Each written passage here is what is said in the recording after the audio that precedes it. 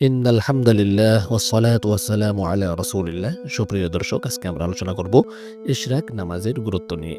ফরজ ও ওয়াজিব নামাজ আদায় করার পর নফল নামাজের গুরুত্ব আমাদের কাছে অনেক বেশি এবং এটা অনেক প্রয়োজনীয়। নফল নামাজের মাধ্যমে আল্লাহ তাআলার নৈকট্য অর্জন করা যায়। আর কিয়ামতের ময়দানে নফল নামাজ ফরজ নামাজের ঘাটতি পূরণ করবে। রাসূল সাল্লাল্লাহু আলাইহি ওয়াসাল্লাম বলেছেন, কিয়ামতের দিন মানুষের আমলের মধ্য থেকে সর্বপ্রথম নামাজের হিসাব নেওয়া হবে। আল্লাহ তাআলা জানা সত্ত্বেও ফেরেশতাদেরকে জিজ্ঞাসা করবেন, দেখো সে পূর্ণ নামাজ আদায় করেছে না তাতে ত্রুটি আছে। পূর্ণ হলে ফেরেশতারা পূর্ণ বলবে, আর ত্রুটি থাকলে ফেরেশতারা বলবে যে ত্রুটি আছে। তখন আল্লাহ তাআলা বলবেন, দেখো আমার বান্দার কোনো নফল ইবাদত আছে কিনা, থাকলে তিনি সেটা দিয়ে ফরজের ঘাটতি পূরণ করবেন। এভাবে ফরজের ঘাটতি নফল দ্বারা পূর্ণ করা হবে। এই হাদিসটি এসেছে আবু দাউদ শরীফে।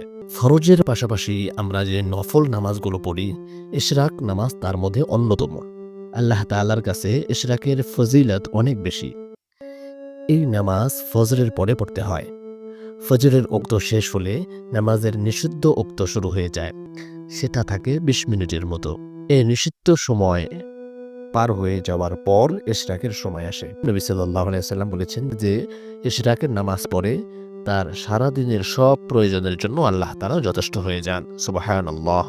নবী সাল্লাল্লাহু আলাইহি ওয়াসাল্লাম আরও বলেছেন যে ফজরের নামাজ জামাতের সাথে পড়ে, এরপর সূর্য ওঠা পর্যন্ত বসে বসে আল্লাহর জিকির করে, এরপর ২ রাকাত নামাজ পড়ে, তার জন্য একটি হজ ও একটি ওমরার সওয়াব রয়েছে।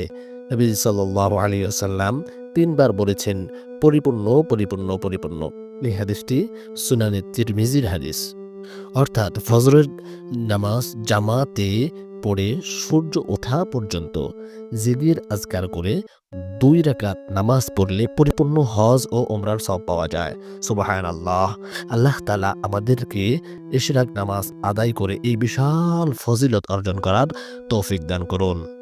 সুপ্রিয় দর্শক, যদি আমাদের এই ভিডিওটি উপকারী মনে হয় তাহলে অবশ্যই লাইক, কমেন্ট এবং শেয়ার করতে ভুলবেন না।